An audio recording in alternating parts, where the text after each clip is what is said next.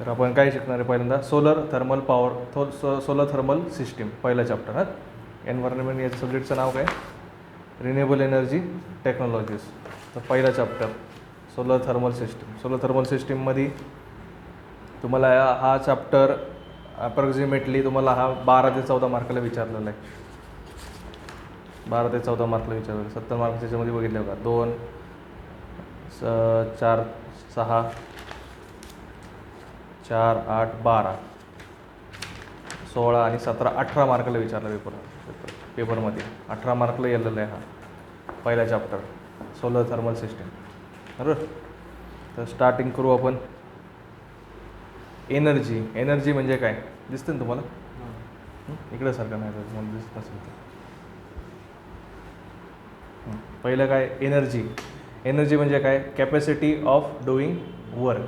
म्हणजे एखादं काम करण्याची आपली किती कॅपॅसिटी आहे त्याला काय म्हणतो आपण? एनर्जी. बरोबर. आणि पॉवर म्हणजे काय? Rate of doing work. आपण जे काम करणार आहे ते आपण किती वेगामध्ये करणार आहे, म्हणजे किती फास्ट करणार आहे किंवा किती स्लो करणार आहे. जर आपण एखादं काम जर फास्ट केलं तर आपण काय म्हणणार त्याला? आपली पॉवर काय आहे? जास्त आहे. आणि एखादं काम जर आपण स्लो स्पीडने केलं तर आपण काय म्हणणार? आपली पॉवर काय आहे? कमी आहे. म्हणजे समजा 2 माणसं आहेत आणि त्यांना मी सांगितले की जिन्यातनं वरती या. दोघांची एनर्जी आहे, दोघांना एनर्जी आहे, दोघांमध्ये कॅपॅसिटी आहे, पण दोघांची पॉवर काय असू शकते? वेगवेगळी असू शकते. म्हणजे एका माणसाला समजा 10 सेकंद लागले जिना चढायला आणि एका माणसाला समजा 15 सेकंद लागले. तर आपण काय म्हणणार? कोणाची पॉवर जास्त आहे? ज्याला कमी वेळ लागला, ज्याला वरती जिना चढायला कमी वेळ लागला त्याची काय आहे? पॉवर जास्त आहे. पॉवर जास्त आहे म्हणजे काय? पॉवरची डेफिनेशन काय असते? रेट ऑफ डुईंग वर्क म्हणजे किती काम केले डिवायडेड बाय टाईम. बरोबर. म्हणजे समजा यांनी 30 पायऱ्या चढल्यात, 30 पायऱ्या चढल्यात आणि किती वेळेत चढल्यात त्यांनी? 15 सेकंदमध्ये चढल्यात. बरोबर. आणि दुसऱ्या माणसाने समजा 30 पायऱ्या चढल्यात पण किती वेळेत चढल्यात? समजा 20 सेकंदमध्ये चढल्यात. मग पॉवर कोणाची जास्त आहे? पॉवर याची जास्त आहे. ज्याला वेळ कमी लागला आहे त्याची पॉवर काय आहे? जास्त आहे. कळलं? एनर्जी आणि पॉवर. सोलर थर्मल सिस्टीम म्हणजे या चॅप्टरमध्ये आपण सगळं काय शिकणार आहे? सोलर एनर्जीचं शिकणार आहे जास्त करून. बरोबर. आता क्वेश्चन तुम्हाला विचारत कसा question? How alternative sources of energy are classified. Alternative sources of energy. आता नॅचरली आपण समजा जर इकडनं मागं समजा आपण एक 25-30 वर्ष गेलो तर आपण कोणती एनर्जीचा वापर करतो? गाडी चालवण्यासाठी म्हणा किंवा मशीन चालवण्यासाठी म्हणा. काय वापरतो आपण? जास्त करून आपण काय वापरतो? कोळसा, पेट्रोल, डिझेल. म्हणजे या सगळ्या गोष्टी अशा गोष्टी आहेत ज्या कधी ना कधीतरी संपणार आहेत. बरोबर का नाही? मग ज्या गोष्टी कधी ना कधीतरी संपणार आहेत त्याला काय म्हणायचं? Non renewable energy. Non renewable म्हणजे त्या परत रिन्यू होत नाही. रिन्यू म्हणजे पुन्हा त्या आपण निर्माण करू नाही शकत. त्या कधी ना कधीतरी एक दिवस असा येणार आहे त्या संपणार आहे. त्याला काय म्हणायचं? Non renewable energy. Non renewable एनर्जीचंच दुसरं नाव काय? कन्व्हेन्शनल. Conventional energy. कन्व्हेन्शनल म्हणजे जुन्या पद्धतीची एनर्जी. जुन्या पद्धतीची एनर्जी म्हणा किंवा नॉन कन्व्हेन्शनल एनर्जी म्हणा. कोणते कोणते आहेत? कोळसा, ऑइल, गॅस. मग CNG असेल किंवा LPG असेल. नाहीतर शेवटचं काय? Nuclear energy. न्यूक्लिअर म्हणजे वेगवेगळ्या प्रकारचे न्यूक्लिअर गॅसेस असतात त्याचा वापर करून आपण म्हणजे ॲटॉमिक एनर्जी. न्यूक्लिअर एनर्जी म्हणजे कोणती? Atomic energy. बरोबर.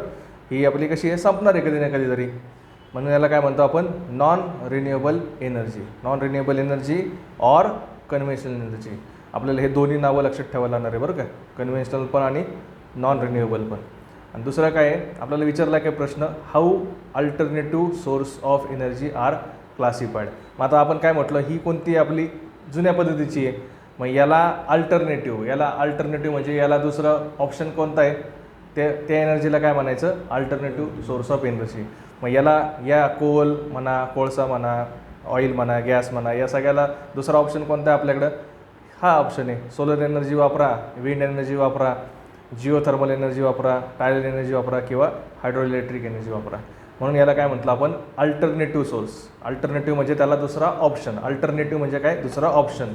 दुसरा option source of energy are classified with the example. किंवा दुसरा प्रश्न तुम्हाला कसं विचारू शकतात? Alternative or renewable. हे कोणतं होतं? Non renewable. रिन्युएबल म्हणजे काय? पुन्हा पुन्हा ते आपण तयार करू शकतो, बरोबर. आणि नॉन कन्व्हेन्शनल म्हणजे काय, जुन्या, कन्व्हेन्शनलचा अर्थ काय असतो, जुन्या पद्धतीचा, आणि नॉन कन्व्हेन्शनलचा अर्थ काय, नवीन पद्धतीचा. जुने पद्धतीचे, नॉनचा अर्थ काय, नाही, जुन्या पद्धतीचा नाही, म्हणजे तो कोणत्या पद्धतीचा आहे, नवीन पद्धतीचा आहे, बरोबर का नाही. कन्व्हेन्शनलचा अर्थ काय मराठीत, ओल्ड स्टाईल. ओल्ड स्टाईल म्हणजे काय, कन्व्हेन्शनल, आणि न्यू स्टाईल म्हणजे काय, नॉन कन्व्हेन्शनल, बरोबर. मग नॉन कन्व्हेन्शनल म्हणा किंवा रिन्युएबल म्हणा आर क्लासिफाईड. मला असा क्वेश्चन विचारतात, म्हणजे पारंपरिक आणि अपारंपरिक ऊर्जा, आपण मराठीत असं शिकलेलो. पारंपरिक म्हणजे कोणत्या, या कोळसा झाला, गॅस झाला, न्यूक्लिअर एनर्जी झाली, या सगळ्या कोणत्यात पारंपरिक. आणि अपारंपरिक कोणत्या कोणत्यात, या आपण नवीन तयार करतो, म्हणजे नवीन नवीन आपण त्याच्यामध्ये इनोव्हेशन करतो आहे, याला काय म्हणायचं, renewable or non conventional energy. It is the energy obtain from the natural resources. He energy कुठून तयार होती, नॅचरल, नैसर्गिक पदार्थांपासून. रिसोर्सेस म्हणजे काय, पदार्थ, नैसर्गिक पदार्थांपासून. And which we can use again and again. ती आपण काय करू शकतो, पुन्हा पुन्हा आपण ती काय करू शकतो, वापरू शकतो. मग पहिली एनर्जी कोणती, सोलर एनर्जी. सोलर एनर्जी म्हणजेच काय, सूर्यापासून एनर्जी तयार होते, त्याला काय म्हणायचं, सोलर एनर्जी. दुसरी विंड एनर्जी, हवेपासनं. जिओ थर्मल एनर्जी म्हणजे जमिनीमध्ये काय असते, उष्णता असते, जमिनीतल्या उष्णतेचा वापर करून जी एनर्जी तयार होते त्याला काय म्हणायचं, जिओ थर्मल एनर्जी. जिओ म्हणजे काय, जमीन, बरोबर. जिओचा अर्थ काय असतं, जमीन, आणि थर्मल म्हणजेचा अर्थ काय असतो, थर्मलचा टेम्परेचर. जमिनीच्या उष्णतेचा वापर करून जी एनर्जी असते त्याला काय म्हणायचं, Jio thermal energy. Tidal energy. Tidal energy म्हणजे काय, भरती आहोटी. समुद्राला भरती आहोटी येते चंद्रामुळं जमिनीमध्ये म्हणतोय, समुद्रामध्ये काय येते, भरती आणि आहोटी येते, म्हणजे समुद्राची लेवल वरती जाते किंवा खाली जाते. मग ती लेवल वरती गेली किंवा खाली गेली की तिथं आपण काय बसवणार, वेगवेगळे टर्बाईन बसवणार. ते वरती गेले की आपण त्याच्यावरनं ते विंडच्या याच्यामुळं काय होणार, ते आपलं टर्बाईन जो जे पात आहेत त्याचे काय होणार, गोल फिरणार.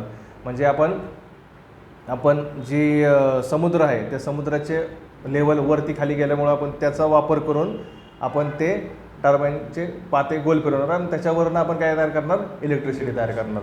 मग ती कोणती एनर्जी झाली, विंड एनर्जी. विंड एनर्जी पण म्हणतात त्याला, किंवा सॉरी विंड नाही, टायडल एनर्जी म्हणतात त्याला, दुसरं एक नाव आहे काहीतरी, विंड आणि ओशन एनर्जी किंवा टायडल एनर्जी. समुद्रापासनं, म्हणजे समुद्र म्हणजे काय, ओशन, आणि टायडल म्हणजे पण तेच, बरोबर. हायड्रो इलेक्ट्रिक एनर्जी म्हणजे आपल्या इथं जे डॅम आहेत वेगवेगळे, पाण्याच्या लेवलमुळं पाणी येतं डॅममध्ये साचवतं, आणि साचून ते आपण त्याचे दरवाजे उघडतो. मग पुढं काय असतं, टर्बाईन असतात, त्या टर्बाईनच्या पात्यामध्ये ते पाणी जातं, आणि त्या हायड्रोलिक एनर्जीचा वापर करून आपण काय करतो, इलेक्ट्रिक एनर्जी तयार करतो, त्याला काय म्हणायचं, हायड्रो इलेक्ट्रिक एनर्जी, बरोबर. क्वेश्चन कसं विचारणार तुम्हाला, how alternative source of energy are classified, किंवा दुसऱ्या पद्धतीने कसं विचारू शकतात, हाऊ एक्सप्लेन डिफरंट अल्टरनेटिव्ह किंवा रिन्युएबल किंवा नॉन कन्व्हेन्शनल एनर्जी. तिघांचा अर्थ एकच आहे, कळलं. हां, किंवा दुसरा इथं खालचा क्वेश्चन कसं विचारणार, एक्सप्लेन नॉन रिन्युएबल एनर्जी सांगा, म्हणजे एक्सप्लेन नाही, state different non renewable energy कोणते हे, कळलं.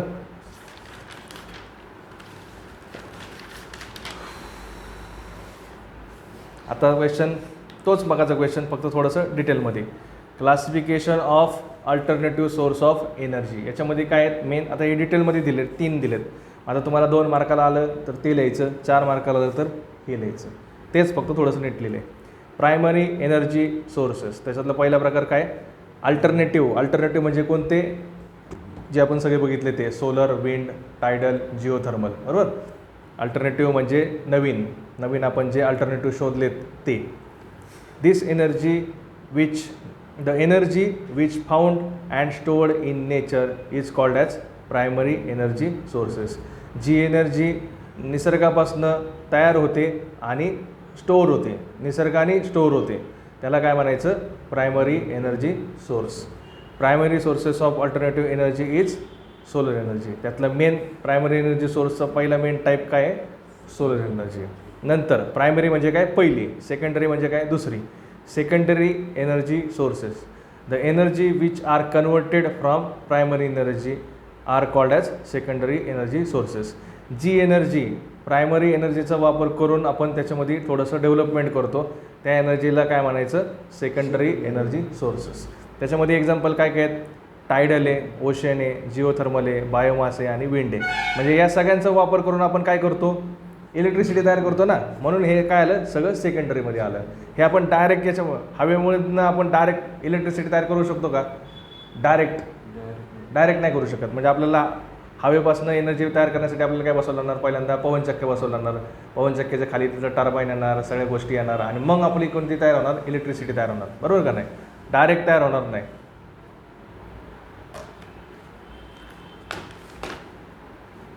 म्हणून याला काय म्हटलंय, सेकंडरी एनर्जी सोर्सेस, बरोबर. The energy which are converted from primary energy, जी एनर्जी प्रायमरी एनर्जीमधनं आपण कन्वर्ट करून वापरतो त्या एनर्जीला काय म्हणायचं, सेकंडरी एनर्जी सोर्सेस. एक्झाम्पल मागाचे जे आपले होते ते सगळेच, बरोबर. इथं नाव काय लिहिले बघा, ओशियन लिहिले, ओशियन थर्मल एनर्जी म्हणजे समुद्रामध्ये पण काय असते, उष्णता असते समुद्रात. थर्मलचा अर्थ काय, टेम्परेचर, थर्मलचा अर्थ काय, टेम्परेचर. म्हणजे समुद्रातल्या उष्णतेचा वापर करून पण जी एनर्जी बनते त्याला काय म्हणायचं, ocean thermal energy. Tidal energy, geothermal energy, biomass energy आणि विंड एनर्जी, हवेची, बरोबर. आता टर्टरी एनर्जी म्हणजे काय, जी एनर्जी यांच्या दोघांचं मिक्स करून बनते त्याला काय म्हणायचं, tertiary energy. It is the energy which is the addition of primary and secondary energy. मग आपण बघितलं, आपण प्रायमरी एनर्जी घेतली हवा, हवेमध्ये आपण जर बसवलं टर्बाईन या सगळ्या गोष्टी लावल्या तर आपल्याला कोणती एनर्जी भेटते, इलेक्ट्रिसिटी भेटते. म्हणून आपले एक्झाम्पल काय आहे टर्टरी एनर्जीचं, इलेक्ट्रिसिटी. कळलं. प्रायमरी एनर्जी म्हणजे जी एनर्जी नेचरमध्ये फाउंड होते आणि स्टोर्ड होते त्याला काय म्हणायचं, प्रायमरी. सेकंडरी म्हणजे काय, जी एनर्जी प्रायमरीमधनं घेतो आणि थोडंसं आपण त्याच्यामध्ये ॲडिशन करतो त्याला काय म्हणायचं, सेकंडरी. आणि टर्टरी म्हणजे काय, प्रायमरी आणि सेकंडरी दोघांचं ॲडिशन म्हणजे कोणती एनर्जी, आपली टर्टरी एनर्जी. एक्झाम्पल काय त्याचं, इलेक्ट्रिसिटी. कळलं. आता तुम्हाला विचारतात merits and demerits of renewable. आता नावं सगळे हे कुठलं तरी एक येईल, रिन्युएबल म्हणतील म्हणजे पुन्हा तयार करू शकणाऱ्या गोष्टी. अल्टरनेटिव्ह म्हणजे दुसरा ऑप्शनवाले एनर्जी कोणत्या त्या. नॉन कन्व्हेन्शनल म्हणजे अपारंपरिक आणि किंवा सोलर एनर्जी. यातले कोणाचे पण एकाचं नाव येऊ शकतं. यातले तुम्हाला काय विचारणार, मेरिट्स आणि डिमेरिट्स. मेरिट्सचा अर्थ काय असतो, ॲडव्हान्टेजेस, आणि डिमेरिट्सचा अर्थ काय असतो, डिसॲडव्हान्टेजेस. ॲडव्हान्टेजेस अँड डिसॲडव्हान्टेजेस म्हणजेच काय, मेरिट्स अँड डिमेरिट्स, फायदे आणि तोटे. पहिलं आपण लिहूया ॲडव्हान्टेजेस. ॲडव्हान्टेजेस काय, आता या सगळ्या गोष्टी आपण बघितल्या, सूर्य झाला, हवा झाली, समुद्र झाला, या गोष्टींचा फायदा काय, it is easily available in the bulk. ते खूप जास्त प्रमाणात अवेलेबल आहे, एवढी जास्त अवेलेबल आहे की ते आपण यूज पण नाही करू शकत. आहे का आपल्या भारतामध्ये प्रत्येक घराच्या वरती आहे का सोलर हीटर, नाही आहे. म्हणजे ती वेस्ट जाती आहे, मग इतकी जास्त अवेलेबल, आणि जरी यूज केली तरी पण ती राहणार आहे, असं नाही की ती संपणार आहे, बरोबर का नाही. म्हणून ते काय आपण म्हणणार आहे, it is easily available in the bulk. हे इझिली बल्कमध्ये खूप जास्त प्रमाणात काय आहे, बल्कचा अर्थ काय, जास्त प्रमाणात ती अवेलेबल आहे. दुसरं काय, it is available for long time. ते खूप जास्त काळासाठी, म्हणजे माणूस जेवर जमिनीवरती आहे, पृथ्वीवरती आहे, तेवरती अवेलेबल आहे, बरोबर का नाही. It is available for long time. It is free from pollution होतं का, सूर्याची एनर्जी वापरली किंवा हवेची एनर्जी वापरली तर पोल्युशन नाही होत, कारण त्याच्यामध्ये ऑइल वगैरे काय, गॅस वगैरे काहीच नसतं, त्याच्यामध्ये पोल्युशन होत नाही. It has low operating and maintenance cost. याचा ऑपरेटिंग अँड मेंटेनन्स कॉस्ट काय आहे, एक मिनिट, हां बरोबर, ऑपरेटिंग अँड मेंटेनन्स कॉस्ट याची कमी आहे, बरोबर. त्याच्यानंतर no need of fuel for storage and transportation. याला आपल्याला स्टोअर करण्यासाठी एक्स्ट्रा फ्युएलचं गरज असते का, नसते. त्याच्यानंतर it can be easily converted into electric energy. आपण ती इझिली कन्वर्ट करू शकतो इलेक्ट्रिक एनर्जीमध्ये. Many options are now available for the use. आता आपल्याला हळूहळू काय झालं आहे, भरपूर आपण आपले कंपोनंट्स आपण काय तयार केलेत ज्याचा आपण वापर करू शकतो. या एनर्जीचा वापर करून आपण ते बनवलेले आहेत. म्हणजे एक्झाम्पल काय आहेत, आपण कोणत्या गोष्टी बनवल्या आहेत, सोलर ड्रायर बनवले आहेत, सोलर हीटर बनवले आहेत, सोलर बॅटरीज बनवल्या आहेत, सोलर वॉचेस बनवले आहेत, सोलर कॅल्क्युलेटर बनवले आहेत. या सगळ्या गोष्टी आता मार्केटमध्ये काय आहेत, अवेलेबल आहेत. म्हणजे खूप ऑप्शन आहे, मेनी ऑप्शन्स आता मार्केटमध्ये काय आहेत, अवेलेबल आहेत. हे सगळे काय झाले त्याचे ॲडव्हान्टेजेस ऑफ सोलर एनर्जी किंवा advantages of renewable alternative non conventional energy. तिघांपैकी कोणतं पण नाव येईल, चौघांपैकी. कळलं? पाचवं झालं ना. No need of fuel for storage. आपल्याला ती एनर्जी स्टोअर करण्यासाठी आपल्याला त्याची फ्युएलची गरज असते का? नसती. फ्युएलची गरज नाही आणि एक्स्ट्रा फ्युएलची गरजच नाही आपल्याला स्टोरेज करण्यासाठी किंवा ट्रान्सपोर्ट करण्यासाठी. आणि सहावं काय, it can be easily converted into electric energy. ती आपण इझिली इलेक्ट्रिक एनर्जीमध्ये टर्बाईन विरबाईन लावून आपण काय करू शकतो, कन्वर्ट करू शकतो. बरोबर. डिसॲडव्हान्टेज त्याचे आहेत. डिसॲडव्हान्टेज काय आहेत बघा. It is dilute source of energy. म्हणजे असं नाही आता सूर्य अवेलेबल आहे, पण सूर्याचं असं नाही ना की आपण सूर्याची एक पट्टी घेतली, सोलर प्लेट्स घेतली आणि त्याचं डायरेक्ट इलेक्ट्रिसिटीमध्ये कन्वर्ट झालं, असं आहे का? नाही. ते आपल्याला सोलरचा वापर करण्यासाठी आपल्याला काय करायला लागतं, ती जो सूर्याचा प्रकाश आहे तो काय करायला लागतो, सगळीकडं एका ठिकाणी फोकस करावा लागतो तो. बरोबर. असं नाही की एका प्रकाशामुळं तुमचं पूर्ण पाणी गरम होणार आहे, तसं नसतं. ते सगळा प्रकाश आपल्याला काय करायला लागतो, एका जागी असा फोकस करावा लागतो. एका जागी फोकस केला की मग जे आपले ॲब्झर्वर असतात, पुढं आपण शिकणार आहे त्याच्यामध्ये काय काय नक्की. आपले जे ॲब्झर्वर असतात ना, ॲब्झर्वर काय करतात, ती सगळी एनर्जी ॲब्झर्व करतात. म्हणजे सूर्याचा जो उष्णता आहे, सूर्याची जी उष्णता आहे ती काय करतात, सगळी ॲब्झर्व करतात. असं सगळे सोलर रेडिएशन कसे आहेत हवेमध्ये, सगळीकडे पसरलेले आहेत. बरोबर नाही. सूर्याची जी उष्णता आहे, सूर्याचा जो प्रकाश आहे तो कसा आहे, सगळीकडे पसरलेला आहे. तो आपल्याला काय करावा लागतो, एका जागी कॉन्सन्ट्रेट करावा लागतो, एका जागी फोकस करावा लागतो. म्हणून आपण काय म्हटलं आहे, it is a dilute source of energy. डायल्यूटचा अर्थ काय, खूप पातळ आहे. डायल्यूट म्हणजे खूप पातळ प्रमाण आहे. त्याची डेन्सिटी काय आहे, खूप कमी आहे. बरोबर. डेन्स नाही आहे, असं घट्ट नाही आहे, ते खूप पातळ आहे. मग आपल्याला काय राहते, त्याची डेन्सिटी वाढवण्यासाठी आपण वेगवेगळे फोकसिंग लेन्स असतात, ते लेन्सचा वापर करतो.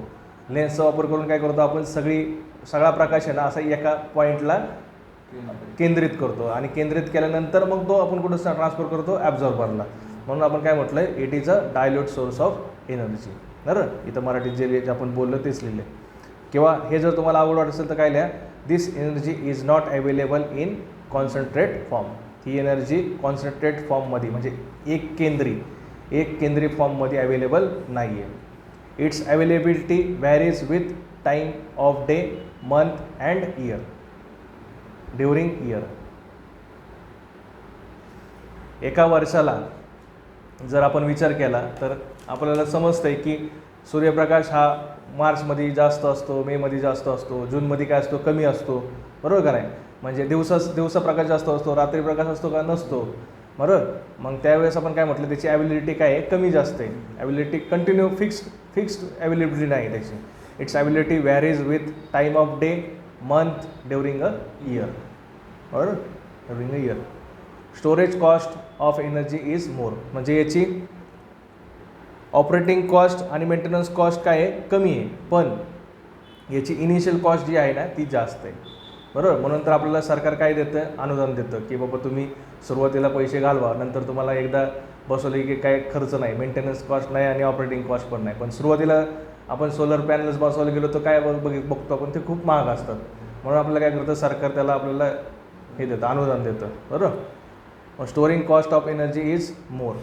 Need large collector for proper use of energy. याच्यामध्ये आपल्याला एनर्जी कलेक्ट करण्यासाठी काय लागतं, लार्ज कलेक्टर लागतात, मोठे कलेक्टर लागतात. सारे छोटे कलेक्टर चालत नाही.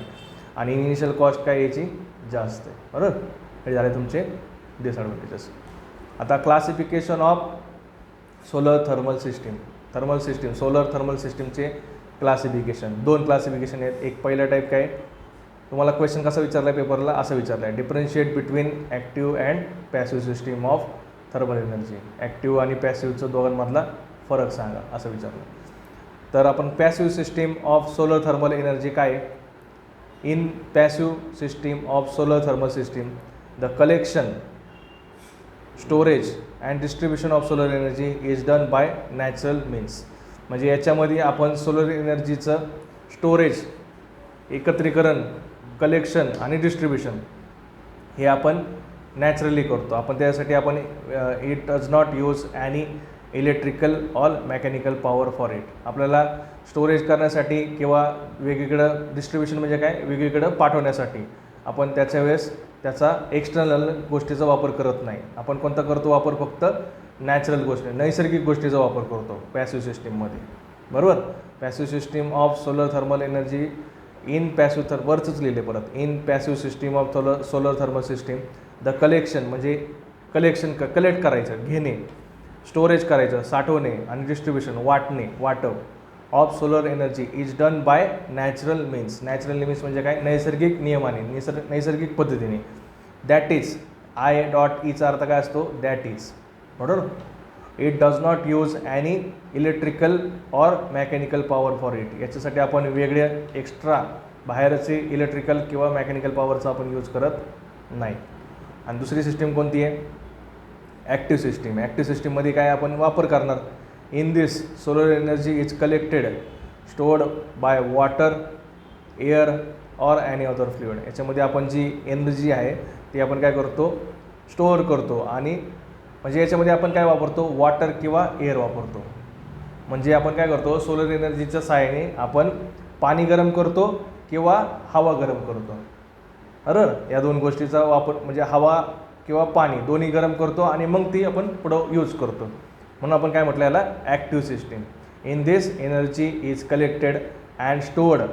एनर्जी आपण कलेक्ट करणार आणि स्टोअर करणार, पण कोणत्या स्वरूपात, by water, air or any other fluid. Water वापरू शकता, पाणी वापरू शकता, हवा वापरू शकतो किंवा दुसरं कोणतं पण फ्लुइड वापरू शकतो याच्यासाठी.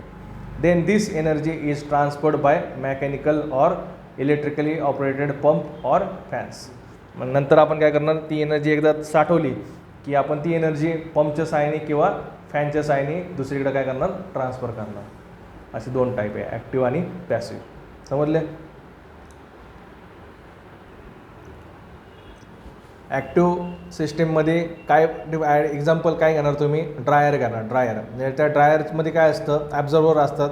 ते ॲब्झॉर्वर काय करतात, आपली सगळी उष्णता, सूर्याची उष्णता खेचतात, ॲब्झॉर्व करतात आणि ती उष्णता सगळी कोणाला देतात, त्या हवेला देतात. एका साईडने आपण हवा घेणार, ती सगळी हवा आपली काय करणार, ते ॲब्झॉर्वर काय करणार, त्या हवेला गरम करणार. आणि त्या हवेचा वापर करून आपण उदाहरणार्थ द्राक्ष म्हणा किंवा आपले कोणते पण जे शेतातले पदार्थ आहेत जे आपल्याला ड्राय करायचे आहेत, ड्राय केल्यामुळे काय होतं, त्याची लाईफ जी असते ती वाढते.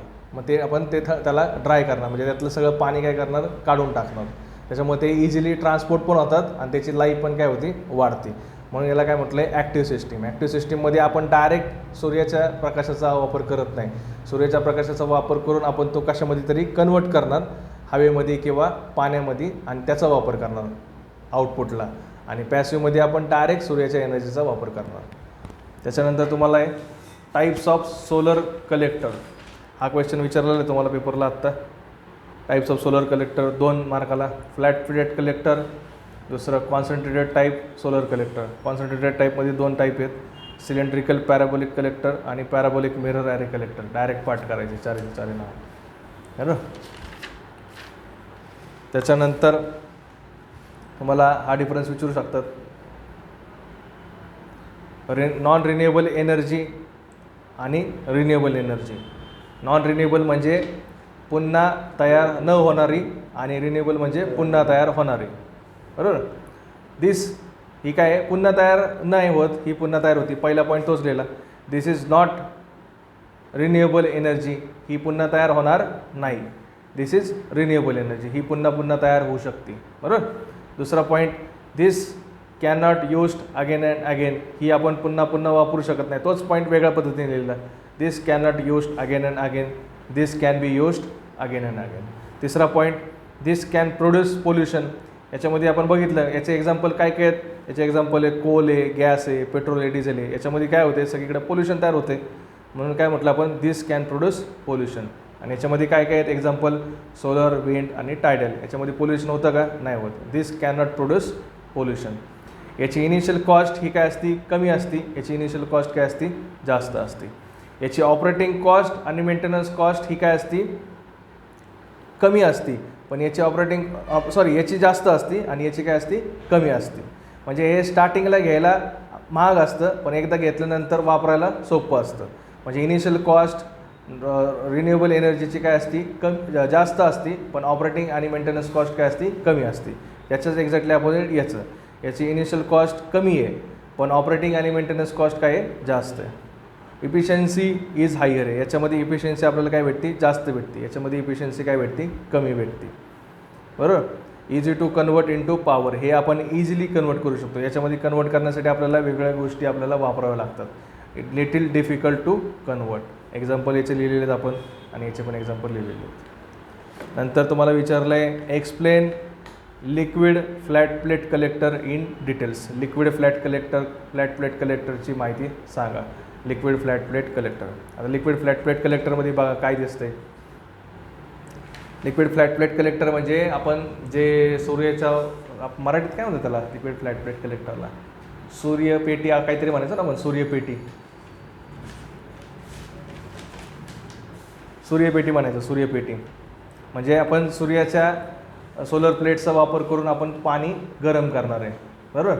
सूर्याच्या याचा वापर करून आपण काय करणार आहे, पाणी गरम करणार आहे. आता कसं करणार ते पाणी गरम आपण करणार ते फ्लॅट प्लेट कलेक्टरच्या साईडने. फ्लॅट प्लेट कलेक्टरमध्ये काय काय गोष्टी आहेत बघा. पहिल्यांदा ही केसिंग आहे, कवर आहे बाहेरचं, सगळं जे बाहेरचं त्याला काय म्हणायचं, केसिंग. त्याच्यानंतर काय आहे, ॲब्झॉर्बर आहे. हे सगळे ॲब्झॉर्बर आहे. ॲब्झॉर्बरचं काम काय असतं, सगळ्या गोष्टीला सगळे सूर्याचा प्रकाश जो आहे तो काय करणे, ॲब्झॉर्ब करणे. ॲब्झॉर्बरच्या खाली काय आहे, कूलंट पॅसेज आहे. ते ॲब्झॉर्बर जर खूपच गरम झाले तर ते थंड होण्यासाठी आपण काय बसवले, कूलंटचा पॅकेज बसवले, कूलंटचे पॅसेज बसवले. कूलंट पॅसेज पाईप्स आहेत, थोडे छोटे छोटे पाईप आहेत. त्याच्यामुळे काय होतं, ते ॲब्झॉर्बर जर खूप जास्त गरम झाले तर ते थंड करायचं काम करतं. थर्मल इन्सुलेशन आहे. थर्मल इन्सुलेशन म्हणजे काय, आपली जी एनर्जी तयार झालेली आहे, हीट एनर्जी थर्मल एनर्जी जी तयार झालेली आहे ती आपली बाहेर पडू नये, वेस्ट होऊ नये, म्हणून आपण काय बसवलं आहे, थर्मल इन्सुलेशन. इन्सुलेशनचं काम काय असतं, इन्सुलेट करायचं. इन्सुलेट म्हणजे बाहेर आपली जी हीट उष्णता जी तयार झालेली आहे ती आपल्या सिस्टीमच्या बाहेर गेली नाही पाहिजे, म्हणून आपण काय बसवलं आहे, थर्मल इन्सुलेशन. बरोबर. आता काय होतं, इकडनं कोल्ड वॉटर येते आणि इकडनं काय बसते, सोलरचे रेडिएशन आहे. सोलरचे रेडिएशन सगळे कशावरती पडतात, या ट्रान्सपरंट ग्लास ट्यूबवरती. ट्रान्सपरंट ग्लास ट्यूबवरती पडतात आणि कुठं जातात ते सगळे ॲब्झॉर्बरला जातात. ॲब्झॉर्बर काय होते, त्याच्यामुळं गरम होते.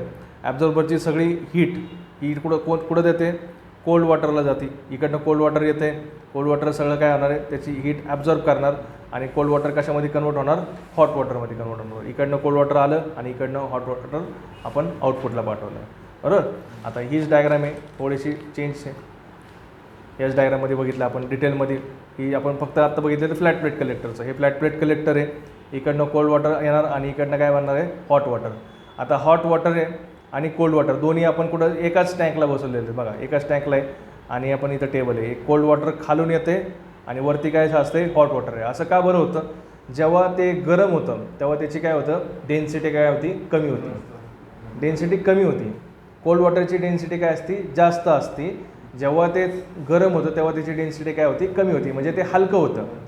हॉट वॉटर काय असतं, हलकं असतं, म्हणून ते पाणी कुठं साचले, वरती साचलेले आहे. बरोबर. आणि कोल्ड वॉटर कुठं आहे, आपलं खाली आहे. सेम तीच डायग्राम आहे. Solar radiation flat plate collector इथं सिम्बॉलिकली दाखवलं आहे. इकडं फ्लॅट प्लेट कलेक्टर कसं दाखवलं आहे, आपला डिटेलमध्ये दाखवलं आहे. तुम्हाला explain liquid flat plate collector विचारलं तर दोन्ही डायग्राम काढायच्या. टाईम कमी असेल तर फक्त ही काढा.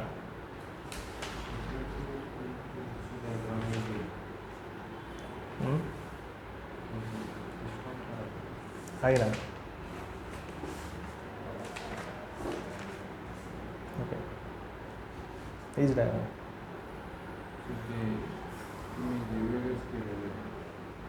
तेच आहे, लिक्विड वापरलं ना. नाही कन्फ्युजनचं काय नाही. इकडे पण आपण वापरलं आहे, इकडे तुम्हाला डिटेलमध्ये येते. हीच डायग्राम आहे ती, तर थोडीशी डिटेलमध्ये आहे. आता तुम्हाला जर नॅचरल कन्व्हेन्शनल वॉटर हीटर विचारलं तर ही डायग्राम काढायची. नुसतं फ्लॅट प्लेट कलेक्टर विचारलं तर ही काढायची, कारण याच्यामध्ये इथे दाखवणं गरजेचं आहे. आणि कारण त्यांनी नाव विचारताना नुसतं फ्लॅट प्लेट कलेक्टर नाही विचारलं आपल्याला, त्यांनी नावामध्ये विचारतं आपल्याला लिक्विड फ्लॅट प्लेट कलेक्टर विचारलं. त्याच्यामुळे लिक्विड दाखवणं कंपल्सरी आहे. लिक्विड फ्लॅट प्लेट कलेक्टर यांनी लिक्विड दाखवलेलं नाही आहे, आपण लिक्विड दाखवणं. बरोबर. पहिला पॉईंट काय होतं त्याच्यामध्ये, इट कन्सिस्ट ट्रान्सपरंट ग्लास. वरती ट्रान्सपरंट ग्लास होती, त्याच्यावर ट्रान्सपरंट ग्लास कवर होतं, नंतर ॲब्झॉर्बर होतं, नंतर थर्मल इन्सुलेशन होतं, नंतर कूलंट ट्यूब्स होत्या आणि केसिंग होतं. या 5 जे नाव आपण मगाशी डायग्राममध्ये बघितले तेच नाव लिहिले सगळे इन दिस. सगळं इथं दिसतं ना, केसिंग, त्याच्यानंतर काय coolant passage, absorber, thermal insulation आणि ट्रान्सपरंट ग्लास ट्यूब. बरोबर, तेच 5 नाव लिहिले तिथं. In this sunlight falls on the absorber. याच्यामध्ये काय होतं, सनलाईट कुठं होती, sunlight falls on the absorber. ॲब्झॉर्बरवरती काय होती, सनलाईट पडती. बरोबर, in this sunlight is falls on the absorber. ॲब्झॉर्बरवर सगळीच्या सगळी काय होती, सनलाईट पडती. Which is cooled with the which is coated with the black colour. त्याचा कलर कोणता दिलेला आहे, ब्लॅक कलर दिलेला आहे. बरोबर. तिसरा point, water is circulated through the pipes in flat plate collector. Water आपण ट्रान्सफर करणार आहे फ्लॅट प्लेट कलेक्टरला कोणाच्या सहाय्याने, पाईपच्या सहाय्याने. So it's temperature is increases and taken out from the other side. एका साईडने आपण कोल्ड वॉटर पाठवणार आहे आणि एका साईडने काय करणार आहे, टेम्परेचर घेतल्यानंतर आपण हॉट वॉटर काय करणार आहे, एका साईडने टेकन आउट करणार आहे, म्हणजे बाहेर काढणार आहे. टेकन आउट म्हणजे काय, बाहेर. त्याच्यानंतर आता कसं होतं ते लिहायचं डिटेलमध्ये. Water from cold storage tank, water from cold storage tank, इथं कोल्ड स्टोरेज टँक आहे, water from cold storage tank is transfer to the flat plate collector. कुठं पाठवलं ते आपण, इकडनं फ्लॅट प्लेट कलेक्टरला पाठवला. बरोबर. Water from cold storage tank is transfer to the flat plate collector. Because of absorber, आपण याच्यामध्ये काय बसवलेत, इथं ॲब्झॉर्बर बसवलेत. Because of the absorber heat added in to it. याच्यामुळे काय होती, त्याच्यामध्ये हीट ॲड होती. And hence its temperature is increases. त्याच्यामुळे त्याचं टेम्परेचर काय होतं, इन्क्रीज होतं. And it becomes lighter in weight. त्याच्यामुळे त्याचे काय होते, वजन काय होतं त्याचं, कमी होतं. वजन कमी होतं कशामुळे होतं, त्याची डेन्सिटी काय होती, कमी होती. डेन्सिटी कमी झाली की त्याचं काय होतं, वजन कमी होतं. बरोबर. This light weight hot water is collected at the top of the tank. हे आपण कुठं कलेक्ट करणार आहे, या टँकच्या टॉपला. इथं पुढं तुमचं काय असणार आहे, कॉक असणार आहे असा. इथं इकडनं पुढं कॉकने आपण काय करणार आहे, ते बाहेर काढणार आहे असं. हॉट वॉटर इकडनं येणार आणि कोल्ड वॉटर येण्यासाठी पण इकडनं काय असणार, कोल्ड वॉटर येण्यासाठी पण इथनं जागा असणार वेगळी, इकडे वेगळा टँक असणार. ते आपण पुढं बघू डिटेलमध्ये. बरोबर. For atmospheric temperature lower than 0 degree Celsius. जर तुमचं टेम्परेचर जर 0 डिग्री सेल्सिअसपेक्षा जर कमी असेल तर आपण काय करणार, या वॉटरमध्ये आपण काय करतो, थोड्याशा प्रमाणात ethylene glycol is added in to water to avoid freezing. आपलं पाणी जे आहे ते आपलं फ्रीज होऊ नये, म्हणजे त्याचा बर्फ होऊ नये, म्हणून आपण त्याच्यामध्ये थोड्याशा प्रमाणात काय करणार आहे, आपण इथिलीन ग्लायकोल आपण त्याच्यामध्ये ॲड करतो वॉटरमध्ये. बरोबर. अशी तुमची माहिती आहे. हे 6 पॉईंट आणि हे डायग्राम. वेळ असेल तर एकच डायग्राम काढा, कमी वेळ असेल तर, नसेल तर ही पण काढा आणि ही पण काढा. आता दुसरं, explain concentrated solar collector in details, किंवा explain parabolic concentrated collector. Parabolic concentrated collector पण येऊ शकतं किंवा सोलर कॉन्सन्ट्रेटेड सोलर कलेक्टर, दोन्हीपैकी काही पण, दोघांचं ना अर्थाचं एकच. आता याच्यामध्ये काय आहे, इथं मिरर आहे, कलेक्टर ट्यूब आहे, ही कलेक्टर ट्यूब आहे आणि त्याच्यानंतर इथं तुमचे मिरर आहेत. हे सगळे मिरर काय करतात, हे सगळी तुमची जी रेडिएशन्स पडतात